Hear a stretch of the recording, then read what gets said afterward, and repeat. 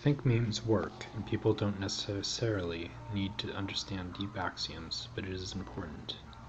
I've seen some people deface arguments on face value without delving any further. Some people need to be tutored, apparently, that feelings, badness, experience, and consciousness are significant in and of themselves, or the source for all significance, or anything related to a thing that can be called significant, and not who is experiencing them. That is important. Does language fail, or do we simply have to think harder and be honest with ourselves? All I have to do is say it, and should, automated by badness, is now a reality. Consciousness is the only premise that can be proclaimed. The observer cannot dissect his or her observing, so they shouldn't assume they are the only observer. If you want to proclaim rocks, non-feeling objects, or abstract concepts have value in and of themselves, they can no longer be sampled or tested. There are no brains, nerves, and neurons, sampling, modeling devices, and anything else in the known universe besides life on Earth. A feeling is a feeling, no thing is no thing. Illusion isn't the same as feeling, although we would not be aware of illusions without feeling. An illusion is an illusion, regardless of whether you are aware of it. This wording may sound strange, but it is the most technically accurate I've come up with in regards to the English language. What you call it is irrelevant. A lie, a deception, no thing, nothingness. Your experience remains. If you deny that, I can eject you from the game. Nothingness implies nothingness. Feeling is simply feeling. Non-feeling is both incomprehensible and illogical to deny, but feeling is just feeling. Feeling is nothingness, but it's also not non-feeling. It is something that cannot be described, but doesn't need to be, since you can taste it.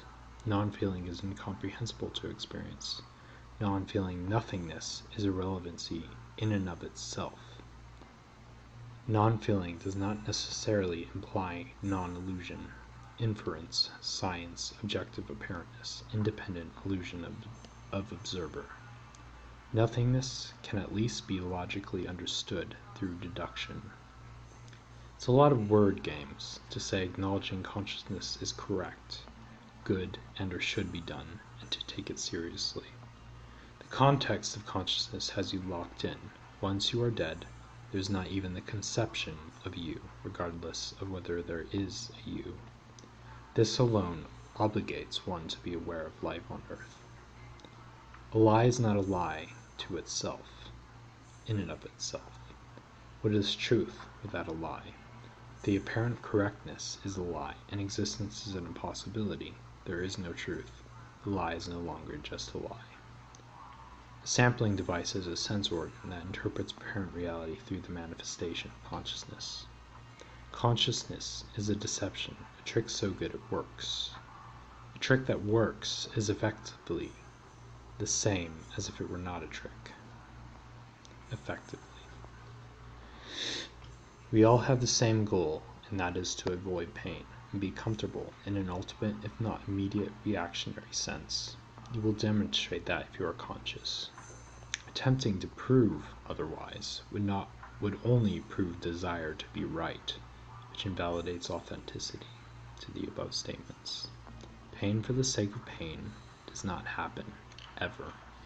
Pain for the sake of pain is an oxymoronic statement, because we are designed to do things out of desire, which implies fulfillment, relief.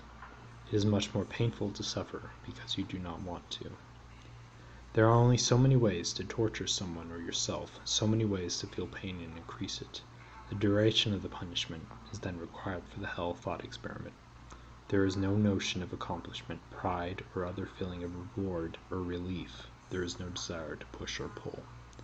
The notion of accomplishment, pride, is enough to push through pain perpetually. Desire is proportionate to perceived reward, but this thought experiment works only because it would be a forced/fantasy circumstance. To suffer for eternity in self-pity would not be equal to valuing sameness, sense of self, even if there is no self, non-reaction to pain. Psychological and physical masochism. The sensation of being saved from dying or coming close to death, or inflicting pain deliberately, and then releasing it, can produce, I believe, a greater reward or relief through an endogenous or endorphin-like response from the body. Suffocating yourself and then taking a breath before it injures you. In terms of emotions like unworthiness, worthlessness, and guilt, inflicting pain as punishment could be desired to relieve the psychic turmoil. These are just examples, but I believe demonstrate pain is never done for the sake of it. Please don't be a Sisyphus and get addicted to the rise and climb of things only to get back in the pit again, even if you're good at getting out of pits. What you want is perpetual motion like a photon. Point is, the goods are built out of the bads, are thus tainted, and not truly good. You need a hole dug to be able to fill it up. The hole is badness incarnate. There is no golden egg, so to speak, as Mendemis said. Asymmetry technicalities. There is only badness and the relief from badness. That is a conditional good. Without life, or unless in a pristine utopian state, there is simply zero. To push through badness for utopia is less effective than simply ending badness. Only possible way for this to be false is if we are close to it. I've heard VR, virtual reality, transhumanism, and the singularity used to claim this. Even if these were true or feasible, the wildlife on planet Earth remains and is still a failure by itself. When someone says it is good, there are no Martians or Plutonians suffering, or that preventing harm, birth, or injury to life already here is good, it simply means the recognition is a relief that no bad took place. In regards to the net deficit, this simply refers to the immediate circumstance of all lives on Earth conscious welfare, harm, blood footprint, your impact. If you were to take the sum of all feeling and total it. Since you cannot literally do this, you can only guess that it is very fucking bad, based on the asymmetry and above statements. Let alone one pig or cat being tortured. It is fundamentally flawed. Once all consciousness, all of it, is obliterated, there is no bad. Badness in past events affects only those who get the report, acknowledge badness took place. The purpose is to acknowledge it and respond appropriately. Never have it happen again where feasible. Regards to DNA, evolution, origins and function of life, unintelligent design. Pain did not motivate consciousness would be useless to DNA for replication. We have evolved up until this point precisely because it has worked. Like Mendemis said, the universe threw up on itself by allowing us the faculties of critical thought and logic. It was a blind, unintelligent force that brought us here and gamed us for no purpose, just a chemical biological process, the function of replication for the sake of replication. All have thus far gone non-deliberately. We can go for ourselves and the other sentient animals, now, out of dignity and respect for suffering, the greatest opportunity. Replication for the sake of replication. Organisms that have been around for millions of years and have not significantly changed, I believe, demonstrate that we only change if reproduction can be improved or is threatened. Since animals cannot volunteer to opt out, I think the best way to look at it is stopping someone who thinks they are accomplishing something by hitting themselves in the head. Maybe against their understanding, but it still prevents harm. It would be one thing if it was one or a few beings who can only create more of themselves, who enjoy hitting themselves, or are immortal in some way.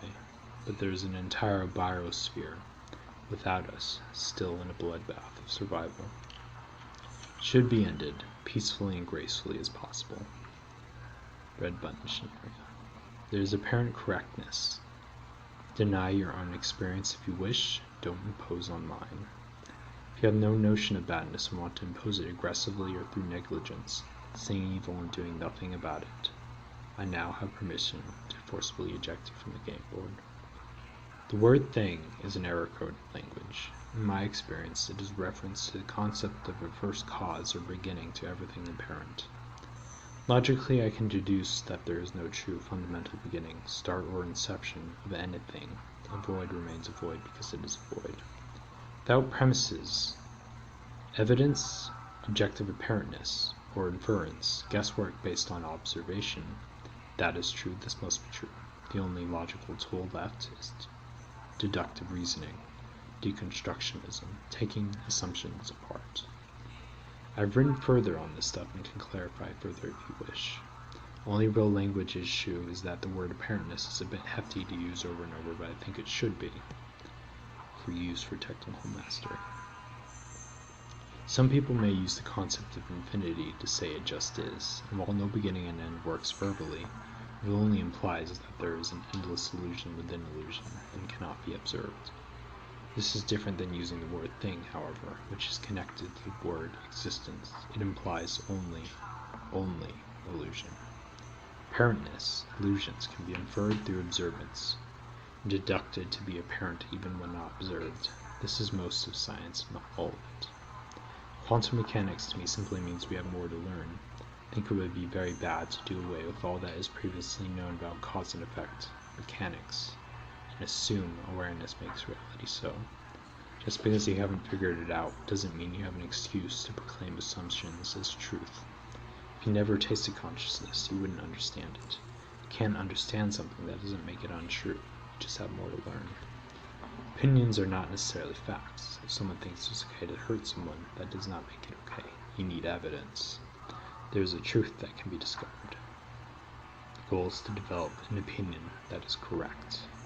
Using intuition alone leads to theories of statements that are not necessarily true.